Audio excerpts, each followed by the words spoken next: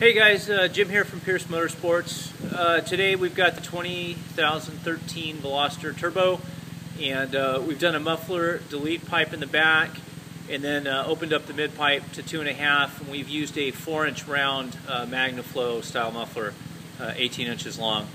So this is idle, and then we'll hit $3,000 and $5,000. Go for $3,000.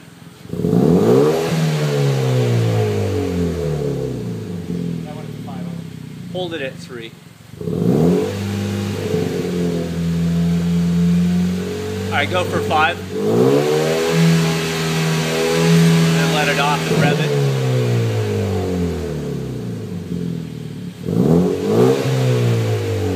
Prefer this a lot more to the 6-inch round. It's a lot deeper, a lot smoother sound, and a little bit more volume, a little more pleasing.